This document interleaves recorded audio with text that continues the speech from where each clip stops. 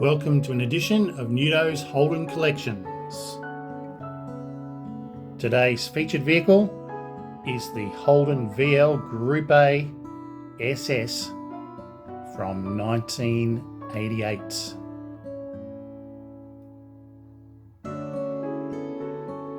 These vehicles featured a 5-litre Holden V8 from Holden Motorsport.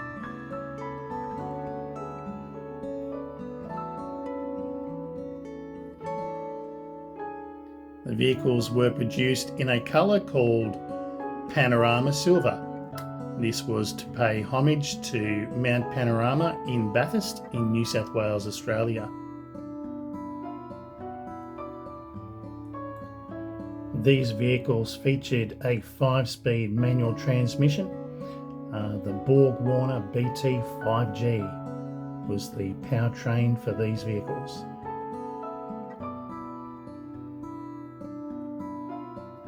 As we can see here, the bonnet scoop on the vehicle had fluted or vented style to the actual bonnet scoop itself.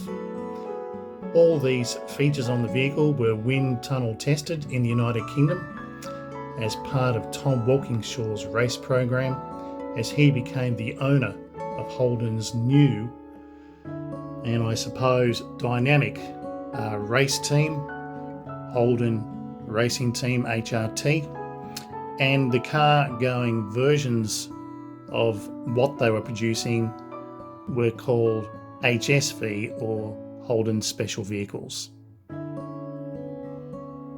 The drag coefficient resulting in the wind tunnel work and the body kit on these cars meant that the car had a fairly slippery dynamic of 0.32. It led to success on the track in 1990 at the hands of Wyn Percy and Alan Grice. They took out the race at Mount Panorama and gave credit to the Holden V8 against formidable foes including Turbo Sierras and Godzilla. So it actually had success after all that wind tunnel testing and gave the car some credibility. Knockers called it the plastic pig because of all the fiberglass all over the car, all the wings and enhancements to actually assist with aerodynamics. However, the knockers were proved wrong when it actually had its success on the racetracks and within championships held in Australia as well as overseas in Great Britain and in the European circuit. Cars called homologation specials like this one were due to the race program. In order for the cars to race in Australia and overseas, you had to produce 500 road-going versions of the car that you were going to put on the race tracks.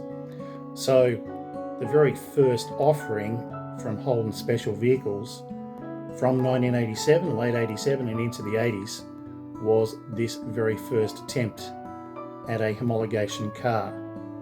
It meant that they had to produce 500 of them, but demand initially was quite strong for these vehicles. Purchasers could see that they would be collectible and their value would increase over time.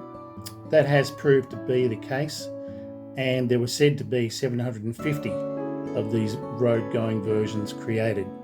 However, with the 1988 and a new Group A coming out, the sales did slow and dealers had to look at ways of getting these cars out the door, and some of the modifications meant taking some of the body panels off it.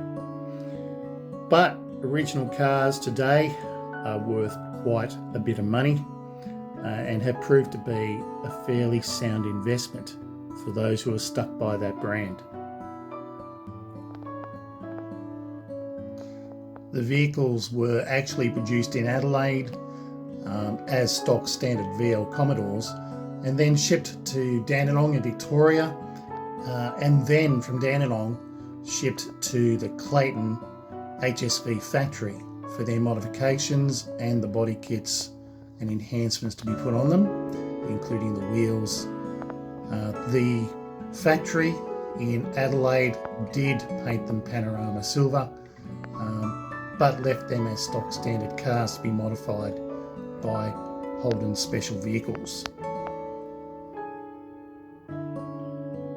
Holden had the dilemma of what to do with its race program after it famously split with Peter Brock and the Holden dealer team in 1987 after a dispute over a car that Peter was producing called the Director, as well as a enhancement he was using called the Energy Polarizer, which was nothing more than magnets and crystals in a box.